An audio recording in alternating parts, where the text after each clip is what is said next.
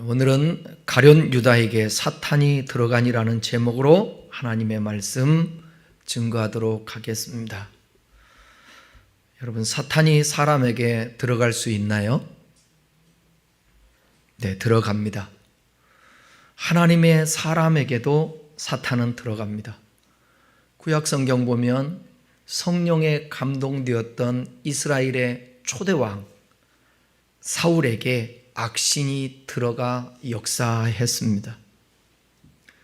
사단은 하나님의 대적자로서 하나님이 가장 사랑하는 그런 대상인 사람, 인간들에게 역사해서 도둑질하고 죽이고 멸망시키려고 하는 괴계를 저지릅니다. 사단은 거짓의 아비입니다. 사람들을 거짓으로 속이죠. 그 속임수가 아주 고차원적입니다. 그럴듯하게 속입니다. 한 번 사는 인생 너를 위해 살아라. 그렇게 사단은 말합니다. 왜 그렇게 힘들게 사니? 돈 없으면 무시당하는 거야. 절대로 돈만은 양보하지 마. 손해보면서도 살지 마. 너보다 잘난 사람들과는 상대도 하지 말고 시기하고 질투해. 그리고 너의 입지가 위험하면 없애버려. 오직 너 자신만을 위해서 살아. 우리가 밥 먹여주는 것 아니다. 너 인생은 네가 바로 주인이야. 그러니까 네 마음대로 살아. 이것이 사단의 소리입니다. 사탄은 간교하게 아담과 하와를 유혹했습니다.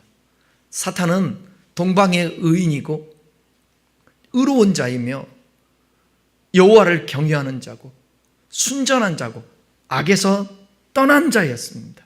그런데 사탄이는 그를 시험합니다. 사탄은 예수님까지도 시험을 합니다. 유혹합니다. 넘어뜨리려고. 사탄은 오늘 본문에 나오는 가룟 유다도 유혹해서 예수님을 팔게 만들고 배반하게 합니다. 그러니까 사탄은 무차별 공격을 해댑니다. 어쩔 때는 광명의 천사로, 어쩔 때는 우는 사자같이 역사합니다. 절대로 사탄을 과소평가할 대상이 아닙니다. 그러나 분명한 사실은 너무 과대평가해서도 안 됩니다. 그래봤자 사탄은 피조된 존재이고 하나님의 손 아래에 있기 때문에 그렇습니다. 사탄은 멸망당할 것을 우리 하나님에게 선고를 받았습니다. 이제 집행할 것입니다. 그렇기 때문에 사탄이는 마지막 때를 알기 때문에 발악하는 거죠.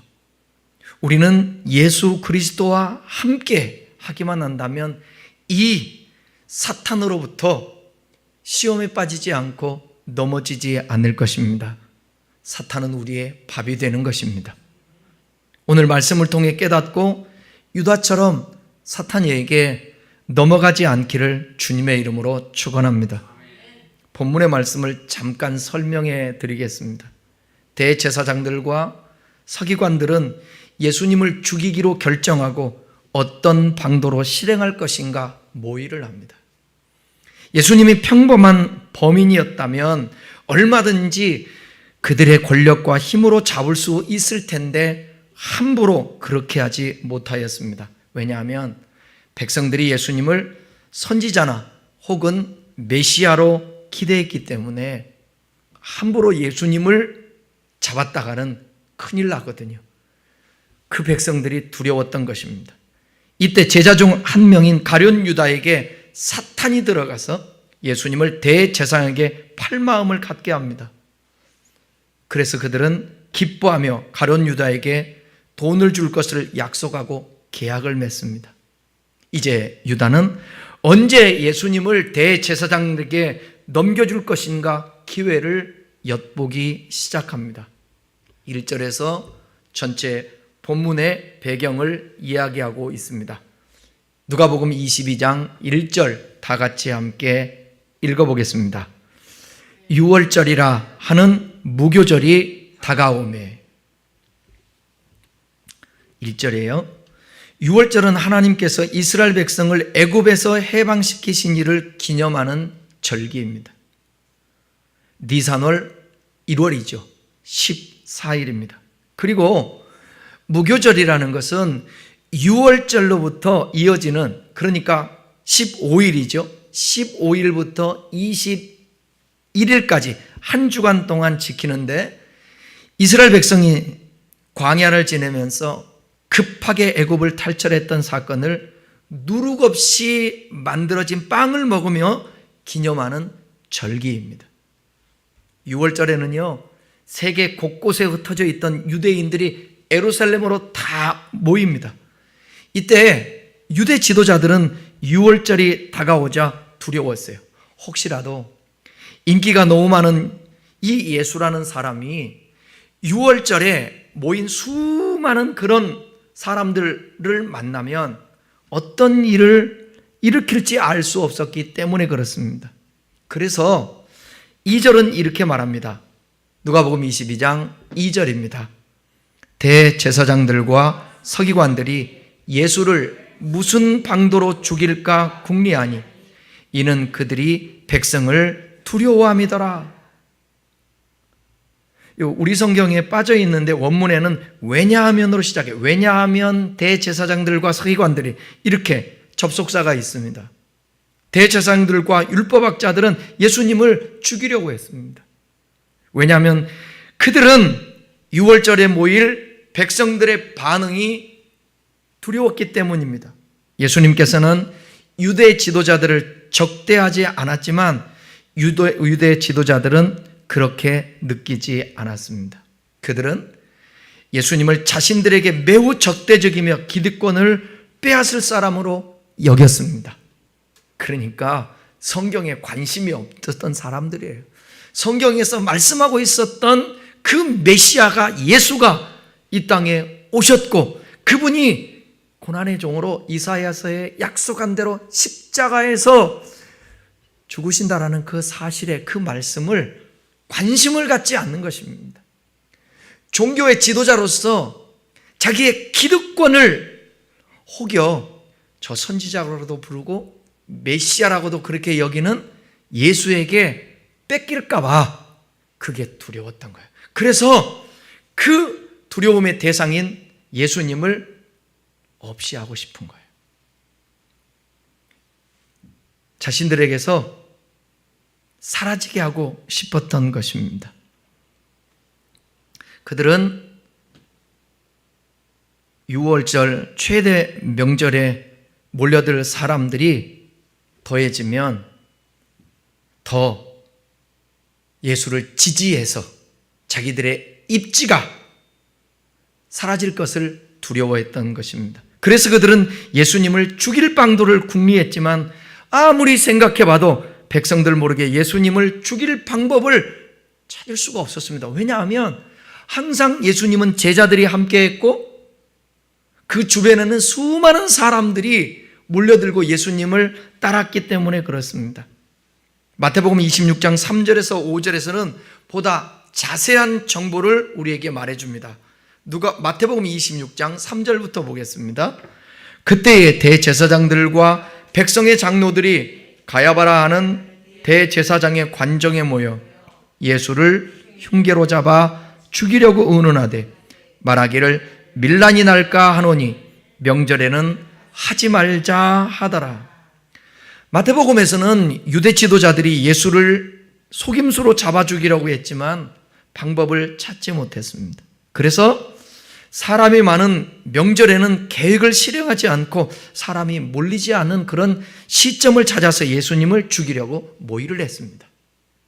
그리고 시간은 계속 흘러갔습니다. 그런데 그들에게 기회가 찾아왔습니다. 누가복음 22장 3절입니다. 함께 읽겠습니다. 12 중에 하나인 가룟인이라 부르는 유다에게 사탄이 들어가니. 사람에게 사탄이 들어가죠. 누가는 갑자기 예수님의 12제자 중에 한 사람인 가룟이라는 유다에게, 가룟인이라는 유다에게 사탄이 들어갔다고 말합니다. 사탄이라는 단어는 대적자, 반대자라는 히브리어 단어에서 파생된 단어인데 주로 하나님을 대적하는 영적 세력의 수장, 우두머리를 뜻하는 것입니다. 유대인들은 사탄이 사람에게 들어가서 행동을 유발한다라는 생각을 가지고 있었습니다. 사고 자체가 유대인들에게 있어서 사탄이는, 마귀는, 귀신은 얼마든지 사람들에게 들어간다라는 그런 생각을 가지고 있었어요. 그 사탄이 들어가서 역사하면 사람이 이상하게 된다라는 사실 알고 있었어요. 가룟 유다에게 사탄이 들어가자 바로 간교한 행동을 하기 시작합니다. 그것이 오늘 본문 누가복음 22장 4절부터 6절까지입니다. 함께 같이 읽겠습니다. 이에 유다가 대제사장들과 성전 경비대장들에게 가서 예수를 넘겨줄 방도를 의논하며 그들이 기뻐하여 돈을 주기로 언약하는지라. 유다가 허락하고 예수를 무리가 없을 때에 넘겨줄 기회를 찾더라. 가룟 유다는요, 유대 지도자를 따라가서 자신이 직접 예수님을 배신하고 그들에게 기회를 제공할 방법을 의논합니다. 그래서 무리가 없을 때, 누구도 모르게 예수님을 잡을 수 있을 때 배신하기로 의논을 했던 것입니다.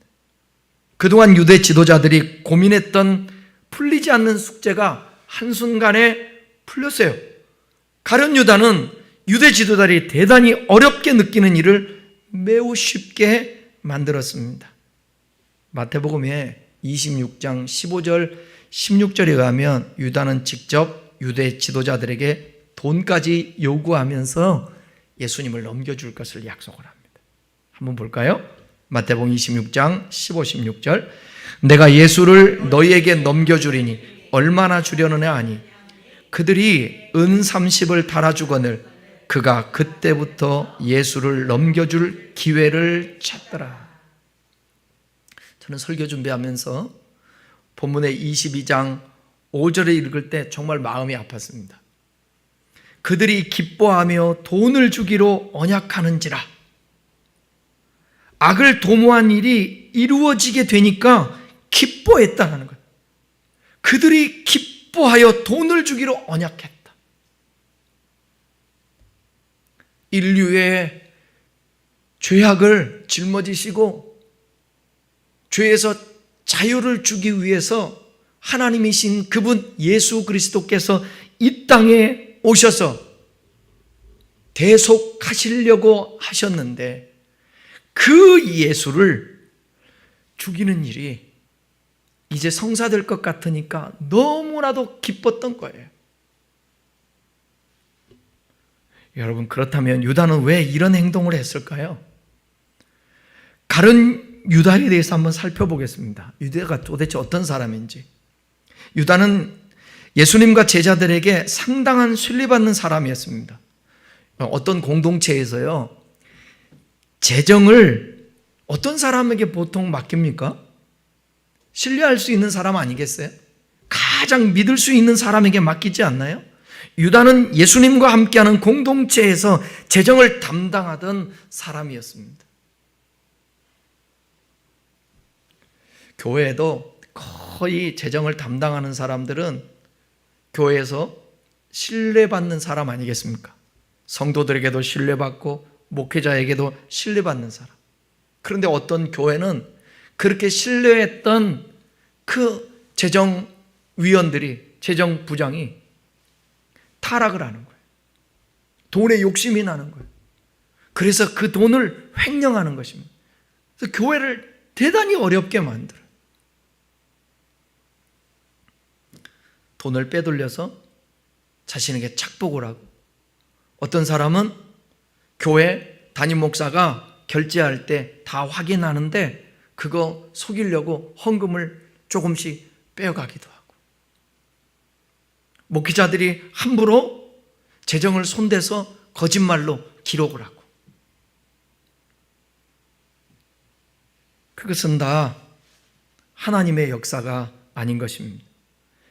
요한복음 12장에는 예수님의 발에 값비싼 향유를 부은 여인의 일화를 소개하는데요, 우리가 잘 아는 그 장면에서 가룟 유다는 비싼 향유를 예수님의 발에 부은 것이 아니라 팔아서 그렇게 하지 말고 가난한 자들을 도와야 했다고 여인을 비난을 합니다. 예수님께서는 가만두어라. 나를 장사하기 위해, 내가 죽는 장사를 위해서, 장사 지내는 것을 위해서 미리 나에게 이렇게 하는 것이다. 우리 주님은 그렇게 해석을 했습니다. 그런데 가룟 유다는 선한 마음 같죠. 그것을 왜 붓냐고요? 팔아서 가난한 자에게 주면 더 좋을 텐데, 그럴듯합니다. 그리고 이어서 요한 사도는 이런 말을 덧붙입니다. 요한복음 12장 4절부터 6절까지 한번 읽어볼까요? 요한복음 12장 4절부터 6절에 있는 말씀입니다. 제가 한번 읽어드릴게요. 제자 중 하나로서 예수를 잡아줄 가룟 유다가 말하되 이 향유를 어찌하여 300데나리온에 팔아 가난한 자들에게 주지 아니하였느냐 하니, 이렇게 말함은 가난한 자들을 생각함이 아니요 그는 도둑이라 돈깨를 맞고 거기 넣는 것을 훔쳐감이라라. 겉으로 볼 때는 가난한 사람을 생각하는 것 같아요. 구제하고 의롭게 사용하고. 그런데 목적은 뭐냐면 가난한 자들의 생각이 아니요 그는 도둑이래요. 돈깨를 맞고 거기 넣은 것을 훔쳐가려고 했다라는 거예요. 유다는 예수님과 제자들의 신임을 얻어 재정을 담당하는 사람이었지만 조금씩 공금을 횡령하는 사람이 되었습니다. 마태복음의 가장 핵심 가르침 중에 하나는 하나님과 재물을 겸하여 섬길 수 없다라는 가르침이에요. 너무 잘 아는 말씀입니다. 마태복음 6장 24절을 함께 같이 읽겠습니다. 한 사람이 두 주인을 섬기지 못할지니 혹 이를 미워하고 저를 사랑하거나 혹 이를 중히 여기고 저를 경히 여김이라. 너희가 하나님과 재물을 겸하여 섬기지 못하느니라. 하나님과 재물을 겸하여 섬길 수 없어요. 마태복음의 가르침에 비춰보면 가룟 유다는 재물과 하나님을 동시에 섬기려 했던 사람입니다. 왜 유다가 예수님을 배신한 이유를 오직 돈뿐이라고 이해할 수는 없지만 정황상 보면 돈이 중요한 이유가 되었던 것은 분명합니다.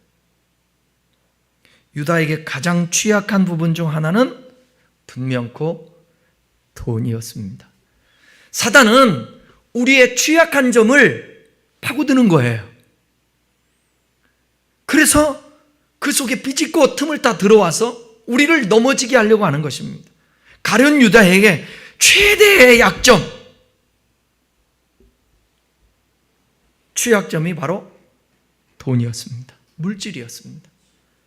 마태복음 26장에 보면 예수께서 잡히시는 날 밤 제자들과 함께하는 유월절 만찬에서 예수님은 너희 가운데 한 사람이 나를 넘겨줄 것이다. 제자들과 함께 만찬을 하면서 이렇게 말하는 거예요. 야, 너희들 중에 누군가 하나는 나를 파는데 넘겨주는데 아마 쓰임받을 거야. 이제 제자들은 모두 이렇게 말합니다. 한 사람씩 돌아가면서 주님, 저는 아니지요. 유다 차례가 왔어요. 가룟 유다 차례가 왔는데 뭐라고 하냐면 다른 사람은 다 주님, 저는 아니지요. 그랬는데 선생님, 나는 아니지요. 지금 뭐가 다른 거예요? 다른 제자들은 주님이라 했는데 유다는 뭐라고요? 선생님. 마태복음에서 선생님이라는 호칭은 예수님을 메시아로 인정하지 않는 자들이 주로 사용했던 호칭입니다. 이를 통해 마태는 유다가 진정으로 예수님을 주님으로 받아들이지 않은 자임을 폭로하는 거예요.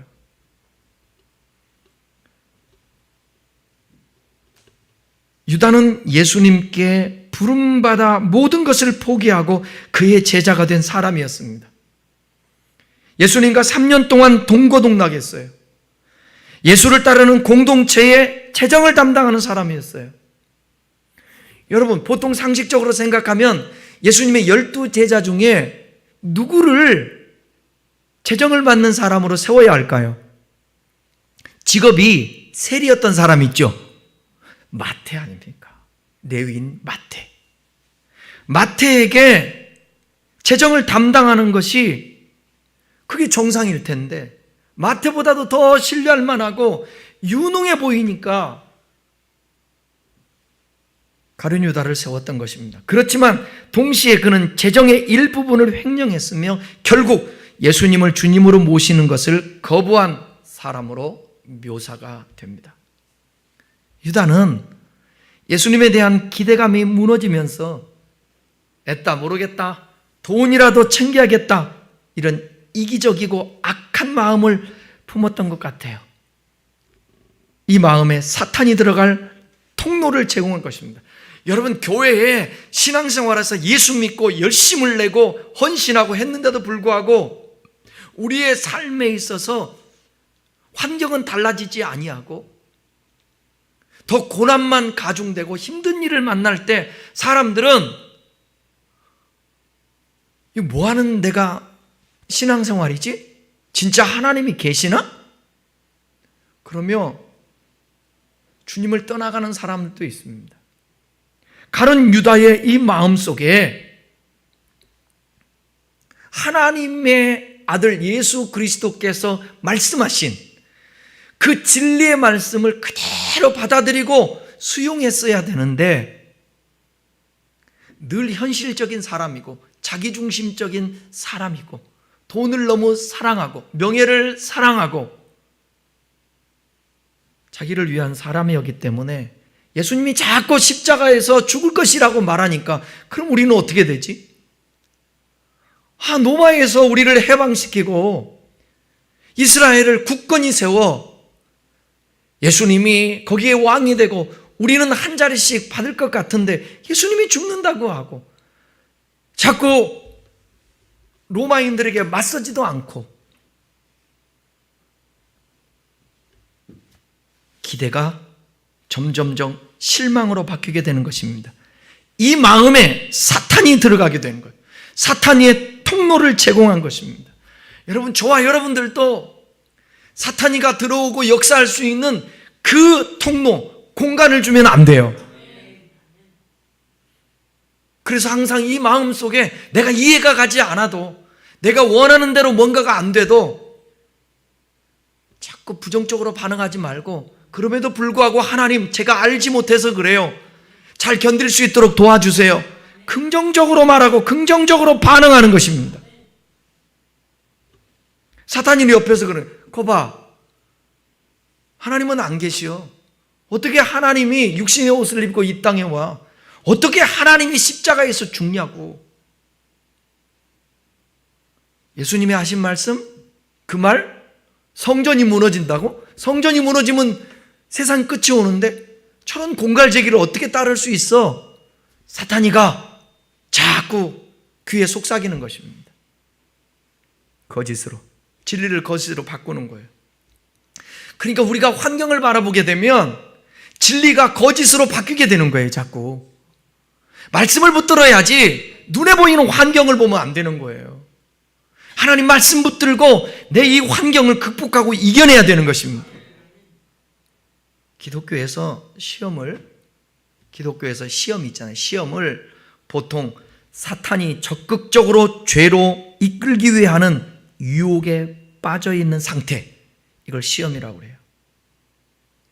또 시험은 경건하지 못한 그리스도인의 깨어있지 못한 상태와 사탄의 유혹이 만났을 때 빠지게 되는 상태, 이것을 시험이라고 말하는 것입니다. 유혹은 어떤 경건한 사람도 계속해서 받을 수 있지만 그리스도께서 말씀하신 대로 깨어 기도하지 않으면 시험에 빠지게 되고 결국 죄의 이끌림에 넘어가게 된다는 것입니다. 그렇다면 우리는 왜 가룟 유다가 자신을 사탄의 도구가 되도록 방치했는지 살펴봐야 합니다. 분명 유다는 돈을 사랑하지 말라고 주님 말씀하셨는데 돈을 사랑했던 것 같아요. 아마도 그는 돈이 주는 유혹을 견디기 힘들었던 사람인 것 같아요. 그렇다면 유다의 경험을 반면교사로 삼아서 우리는 우리가 가진 모든 돈을 다 하나님께 드려야 합니까? 성경은 그런 극단적인 명령을 내린 적이 없어요. 마태복음은 돈을 섬기지 말라 했지 돈이 중요하지 않다라고 말하진 않았습니다. 돈은 하나님을 대체할 가장 강력한 우상임이 분명하지만 이는 우리의 삶에서 돈이 중요하다는 것을 드러내기도 합니다. 돈은 정말로 중요합니다. 심지어 교회 자체도 돈이 없으면 문을 닫아야 되는 것이 교회입니다. 건물적인 교회. 누구든지 여러분 돈이 없으면 살 수가 없어요. 목회자도 이 세상에서 가장 경건하다고 하는 사람들도 거룩한 삶을 사는 사람들도 돈이 없으면 살 수가 없어요. 왜? 돈이 없으면 먹고 살 수가 없잖아요. 못 먹으면 죽는 거예요. 의식주는 돈이 있어야 해결되는 것입니다. 그러나 이 돈이 우리의 삶에 있어서 가장 중요한 먼저 내가 사랑하는 최고 자리에 두는 것을 먼저라고 그랬잖아요. 주일날, 지난 주일날. 그것은 아니라는 거예요. 그렇기 때문에 우리가 돈이 우리의 삶의 주인 되지 않게 하기 위해서는 훈련이 필요한데 그 훈련이 하나님께 드리는 헌금입니다. 그중 11조는 하나님께서 우리 삶의 주인이시고 우리가 가진 모든 재물의 주인이라는 것을 실제적으로 주장하며 증명하기 위한 가장 좋은 훈련의 도구입니다. 11조가 예수를 믿는 증거라고 꼭 생각하지는 않습니다. 동시에 헌금을 많이 한 사람들이 더 하나님 보시기에 더 성숙한 사람이라고 저는 생각하지도 않습니다. 왜냐하면 얼마든지 믿음 없이도 헌금 많이 하는 사람들이 있으니까요. 그렇지만 잘 들어보세요. 하나님을 사랑하고 균형적으로 성장한 사람들은, 진짜 신앙이 좋은 사람들은 자신이 가진 일정 부분을 하나님께 드릴 줄 아는 사람들인 것은 분명합니다. 그리고 지금까지 믿음이 성숙한 사람들을 보니까 11조 이하를 하나님께 드리는 것을 본 적이 없습니다. 다 11조 이상의 헌금을 하면서 신앙생활 하는 것입니다. 그러니까 믿음이 없는 사람이 헌금 생활을 잘할 수도 있지만, 그러나 믿음이 있는 사람은 절대로 헌금 생활을 못할 수가 없습니다. 왜냐하면 돈이 우상이 아니라는 증거를 삶에서 11조를 통하여서 또 하나님 앞에 드려야 할 헌신의 물질을 통하여서 나의 삶의 물질의 주인이 하나님이라는 사실을 삶으로 고백하는 거예요. 오늘날 사람들이 유튜브를 통해서 11조를 해야 되나 말아야 되나, 너무 헌금을 강조해서 교회에서 성도들의 헌금을 진짜 속한 말로 뜯어내려고 하고 헌금의 항목을 줄줄이 만들어가지고 그냥 강요해가지고, 그러면 여러분 그거 절대로 안 되지만 하나님의 말씀을 들으면서 깨달으면서 그리스도인으로 거듭나 교회 공동체를 이룬 소속 일원으로서 교회가 당연히 운영되어야 하니까 일정에 11조라는 그 전통적인 헌금, 성경에도 나오는 그 헌금을 드림으로 말미암아서 서로 교회 안의 공동체를 위하여서 드림으로 교회가 운영되게 하는 것입니다. 그런데 사람들은 유튜브를 보면서 11조를 해야 합니까? 말아야 여기에 관심이 있는 사람은 돈을 사랑하는 사람이에요. 그리고 헌금 자체를 하기 싫어하는 사람이에요. 저는 여러분 잘 아다시피 제가 헌금에 대해서 잘 얘기하지 않는 사람 아닌가요? 왜냐하면 이 부분은 민감하기 때문에 헌금을 말하지 않아도 다 해야 될 것을 아는 사람도 있고 해야 될 것을 믿음이 있는 사람들은 당연한 것이지 알게 되는 거예요. 실제로 헌금을 강조한다고 해서 또 하는 것이 아니라 그만큼 돈의 위치는 위대하거든요. 돈은 어마어마한 강력한 힘을 가지고 있습니다. 우상에 견줄 만큼의. 그래서 이걸 하라고 한다고 하고 하지 말라고 한다고 해서 안 하고 그런 부분이 아닌 거예요. 이것은 신앙적인 부분인 거예요. 하나님의 말씀을 그래서 들어야 되는 거예요. 그리고 깨달아야 되는 거예요. 하나님을요, 내 항상 머리 위에 두면 돈을 발 아래 두게 되어 있습니다. 그리고 사람을 대등한 존재로 항상 무시하지 않고 하나님 머리에 두면 사람들을 존중하게 되는 거예요. 그런데 하나님이 나의 삶의 주인이 아니면 물질이 내 머리 위에 있게 되는 거예요. 그 물질을 위해서 내 머리가 거짓말도 하고 속이기도 하고 그러는 것입니다. 욕심도 부리고. 다시 말합니다. 하나님은 물질이 필요 없다고 얘기한 게 아니에요. 물질을 우상으로 최고의 자리에 두지 말라는 것이지. 우리에게 모든 것이 있어야 될 것을 아시는 주님이에요. 그래서 우리는 먼저 그 나라와 그 의를 구하면서 살아내면 하나님이, 그리고 나의 주어진 삶을 성실하게 살아내면 하나님은 필요를 채워주시는 거예요. 여러분 예를 들어 보십시다. 하나님의 말씀대로 살아내는 사람들에게는 어떤 은혜가 주어질 것을 약속했냐면 황충이 역사하지 않는다라는 거예요. 주님 앞에 드릴 것을 드리지 못하게 되고 욕망을 부리며 욕심으로 자꾸 움켜잡으면 뭐냐? 빠져나가는, 이게 뭐예요? 누수되는 곳이 많다라는 거예요. 엉뚱한 곳에 돈이 빠져나간다라는 거예요. 그러니까 돈은 여러분 하나님이 주셔야 되고 하나님이 지켜주셔야 되는 거예요. 근데 가룟 유다는 돈이 하나님보다, 예수님보다 더 높은 자리에 있었기 때문에 그 돈 때문에 은 30에 예수님을 팔아버렸던 것입니다. 사랑하는 여러분, 사탄은 오늘날 우상이 되는 돈을 가지고 유혹을 합니다. 우리는 많은 부분에서 유혹받지만 물질뿐이겠어요? 재물과 명예, 권력, 쾌락 등 그런 부분을 통해서 우리에게 약한 부분이 있잖아요. 그 약한 부분을 사탄은 너무나도 잘 알고 유혹하는 것입니다. 예를 들어서 명예라는 것은 대단한 것이에요.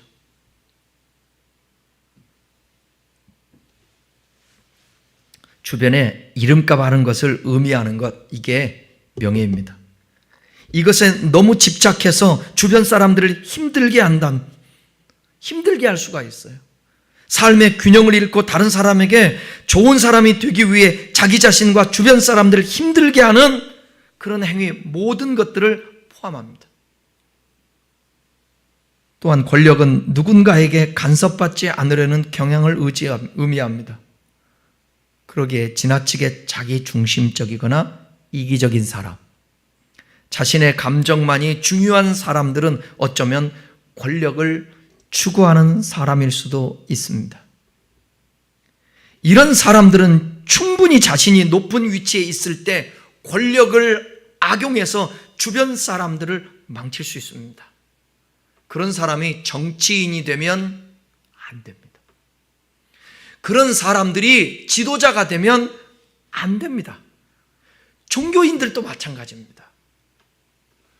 명예를 탐하는 사람은 자기 자신을 망치고, 권력을 탐하는 사람은 주변 사람을 힘들게 하고 망칩니다. 오늘날 여러분, 방송에서 지금 거의 한 달째 나오는 이름들이 있잖아요. 정치권에 큰 영향을 미친 사람들, 다 명예와 권력 때문에. 우리는 생각보다 이런 사람들을 우리 주변에서 쉽게 찾아볼 수 있습니다. 지금 대단한 명예가 없다고 해도, 지금 대단한 힘이 없다고 해도 그들은 명예와 권력을 추구하는 자들입니다. 그래서 그 자리를 차지하면 이 사회에 악을 저지르게 되는 거예요. 그렇다면 우리가 이런 부분에서 완전히 자유할 수는 없더라도 유다와 같이 되지 않는 방법은 무엇일까? 그것은 시험에 들지 않게 깨어서 기도하는 것입니다. 영적으로 깨어 있는 거예요. 마태복음 26장 41절의 말씀을 우리 같이 함께 한번 읽어보겠습니다. 시험에 들지 않게 깨어 기도하라. 마음에는 원이로되 육신이 약하도다 하시. 여러분, 시험에 들지 않기 위해서 깨어 있는 게 쉬울까요? 어려울까요? 지금 이 성경을 함께 읽었잖아요. 이건 쉬워요? 어려워요?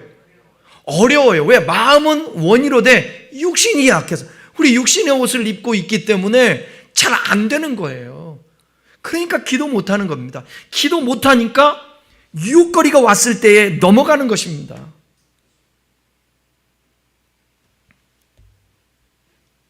예수님은 죄를 짓지 않게 기도하라고 말씀하신, 시험에 들지 않게 기도하라고 하셨어요. 그 이유가 무엇입니까? 우리가 죄를 짓기 전에 먼저 시험이 찾아오기 때문에 그래요. 깨어 기도하지 않는다면 경건하지 못한 나와 유혹이 만나서 언제든지 죄를 지을 수 있는 상태. 더 자세히 설명한다면 하나님이 우리의 주인됨을 잊은 채 언제든지 자기중심적 행동으로 자신을 망치기 쉬운 상태가 된다는 거예요. 깨어서 기도하지 않으면. 그래서 우리 주님께서는 시험에 빠지지 않도록 깨어서 기도하라고 하신 것입니다. 될 수 있으면 자주, 여러 번 계속해서 기도하라는 거예요.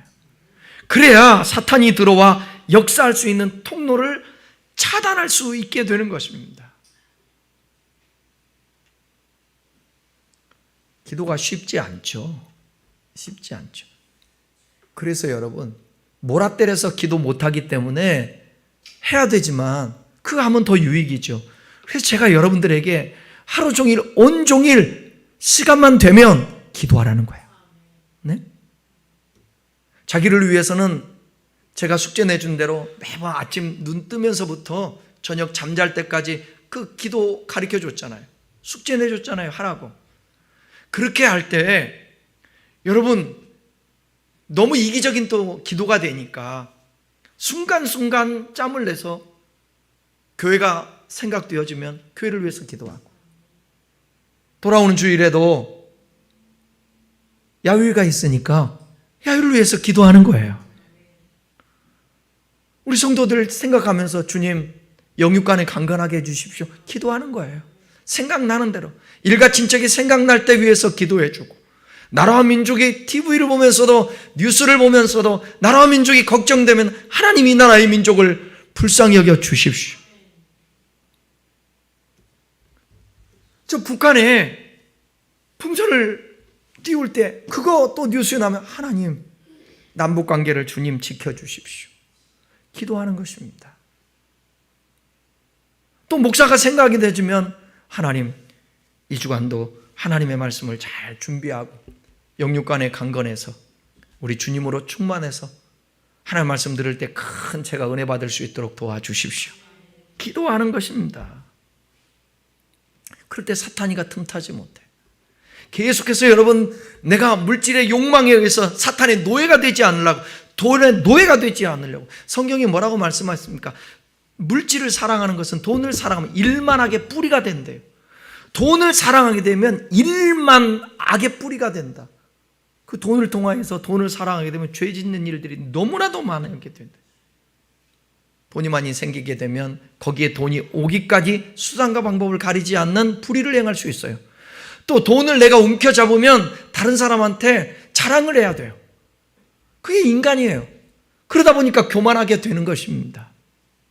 그러니까 기도하지 않으면 물질은 우리에게 꼭 필요한 것이지만 그 물질이 우리를 악에 빠지게 만든다라는 것입니다. 여러분, 돈보다 더 중요한 것은 사람과의 관계예요. 아멘입니까? 여러분 그렇게 사시나요? 돈을 우선시 하십니까? 사람의 관계를 우선시 하십니까? 돈을 우선시하며 사람을 배반하기도 합니다. 의리 없게 행동도 하는 거예요. 예수 믿는 사람은 그러면 안 되죠. 돈보다 더 중요한 것은 사람과의 관계입니다. 또한 가룟 유다와 같이 되지 않으려면 육신의 소욕을 쫓아서 살지 않고 성령의 소욕을 쫓아 살아야 된다는 거예요.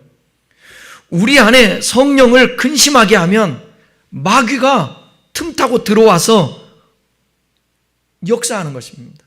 성령은 거룩한 영입니다. 성령은 거룩한 영이에요.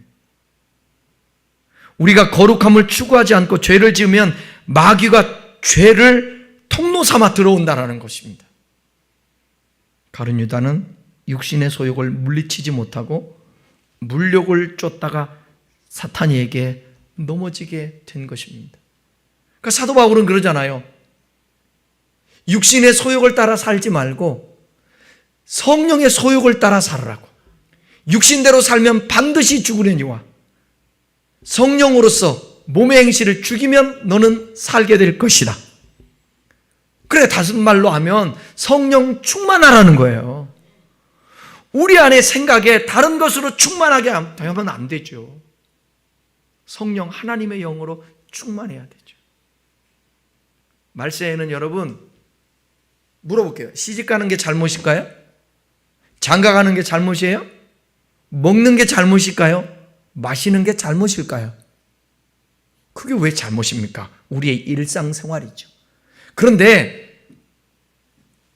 심판이 언제 있을지, 종말의 때가 언제인지, 그 다음에 영혼의 때는 언제인지 거기에는 관심이 없는 거예요. 그리고 우리 안에 영에 대해서는 관심이 없는 거예요. 그리고 오직 육신의 삶에만 관심 있는 것입니다.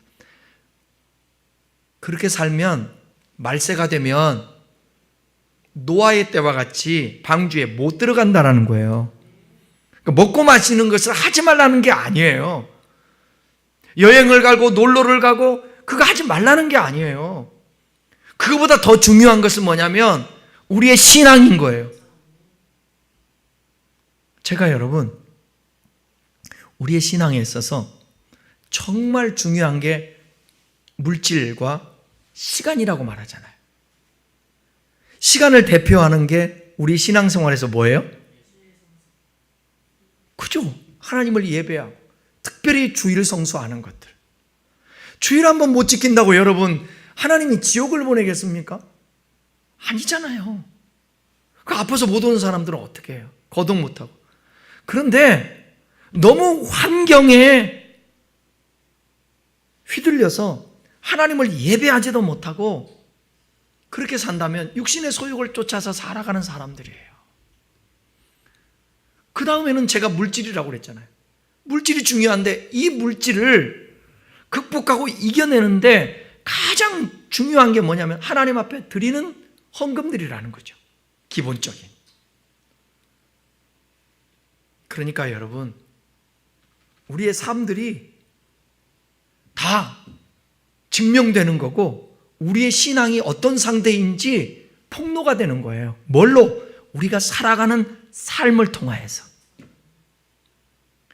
여러분 주님과 함께하면 조금 예수님 말씀처럼 네가 하나님의 거룩한 나라의 소유가 되고 하나님의 나라를 기업으로 받을 그럴 후속자라면 예수님과 함께 고난도 받을지니라 그런 말씀이 있어요. 맞아요. 우리가 신앙생활하면서 때로는 하나님 말씀과 뜻대로 살다 보면 고난이 당할 수 있어요.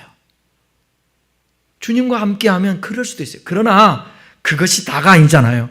주님과 함께하면 하나님 나라가 임하고 의와 희락과 평강을 누릴 수 있으며 영광 가운데 풍성한 것을 우리가 받고 살 수 있는 거예요.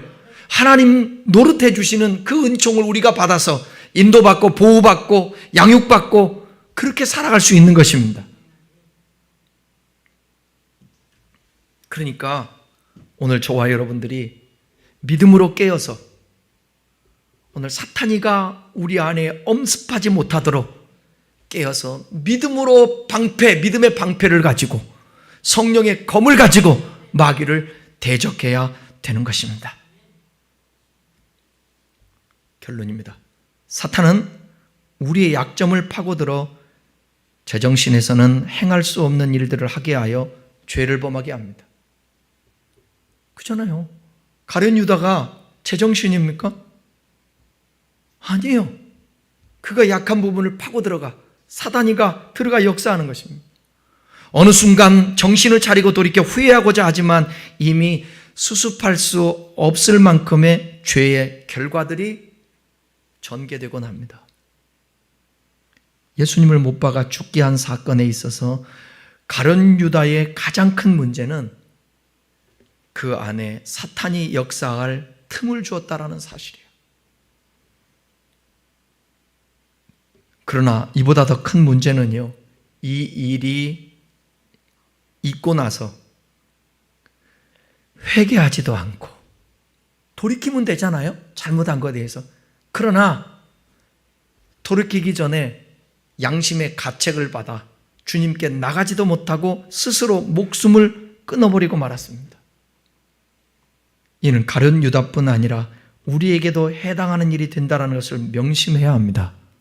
육신의 소욕이 아니라 성령의 소욕을 쫓아 살아갈 수 있도록 늘 하나님의 말씀을 묵상하고 거기에 관심을 갖고 깨어서 기도하는, 사탄의 통로를 주지 않는 저와 여러분 되시기를 주님의 이름으로 축원합니다.